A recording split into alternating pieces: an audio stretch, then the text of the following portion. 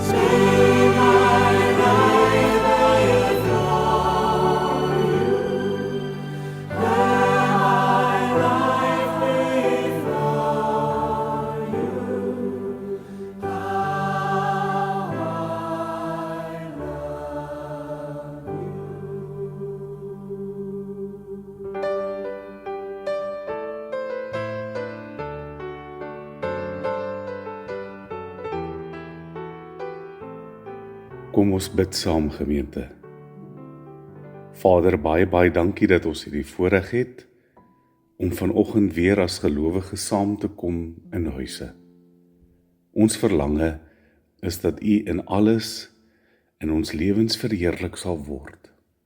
En Vader, daarom juis bid ons, soos die apostel Petrus geskryf het in die Nuwe Testament. Soos gehoorsame kinders moet ons lewens laat inrig, nie volgens die begeerlikhede wat tevore in ons onwetendheid bestaan het nie.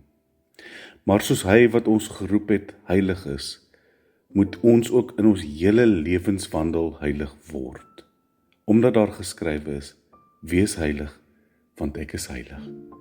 En Vader, soos ons vanoggend net weer eens 'n bietjie saam reflekteer oor wat Jesus bid in Johannes 17, vra ek dat U ons geestesoë sal verhelder, dat U deur U Gees eerlik in ons sal werk, sodat ons by water sal kom waar daar rus en vrede is, en sodat ons siel tot rus kan kom, in die wete dat ons uitverkoop is aan die Here Jesus Christus, ons Here en ons Verlosser. Seën ons saam wees in Jesus se naam.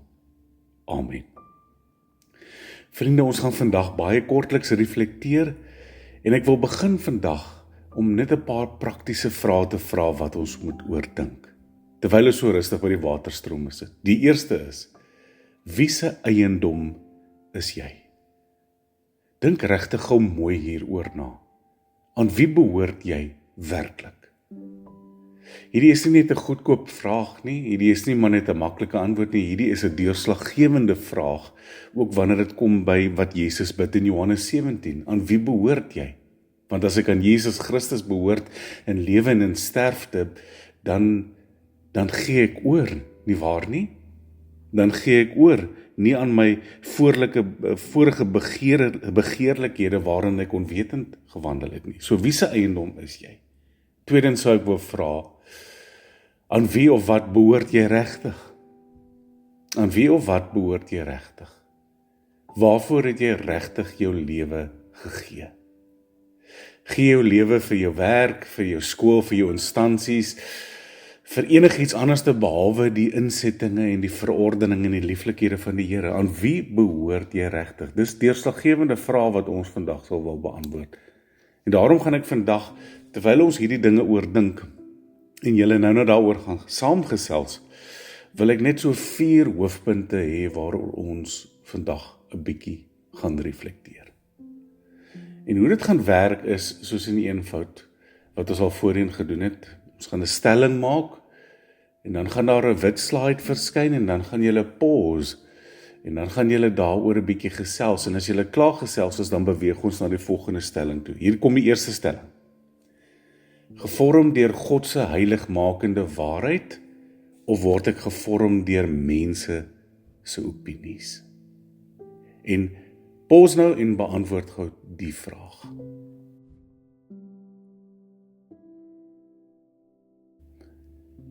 Die tweede stelling wat ons vanoggend maak is, die vrees van die Here en die verwondering vir die Here. Met ander woorde, ken jy die vrees van die Here en staan jy in verwondering vir die Here? En pause nou weer en dan beantwoord jy hierdie vraag.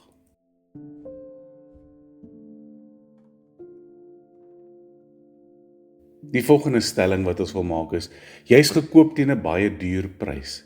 Met ander woorde, ek is nie meer my eie nie, ek behoort nou aan die Here van my lewe, Here Jesus. Pause nou, en dan beantwoord jy nou daai stelling hierdie vraag.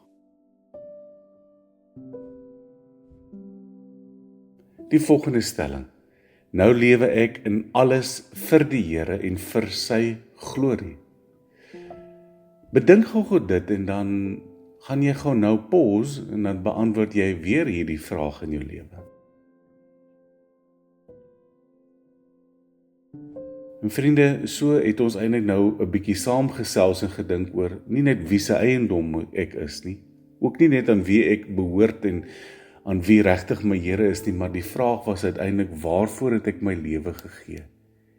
En die besef uiteindelik is dat ek nou 'n nuwe skepping is, dat ek totaal nuut gekoop is in heiligmaking. dat ek nie my lewe meer inrig volgens die begeerlikhede wat tevore in my onwetendheid bestaan het nie, maar dat ek, soos wat die Here ons geroep het, hy wat heilig is en wat ook vir ons in Johannes 17 bid homself geheilig het, moet ons ook in ons hele lewenswandel heilig word. Daarom wil ek jou die geleentheid gee nou, om regtig net stil te raak daar waar jy sit voor die Here, en jou hart voor hom te bring, en te rejoice of dankie te sê dat ek 'n nuwe skepping is, en opnuut weer jou lewe toewy aan die Here. Raak stil en gee net oor ten slotte.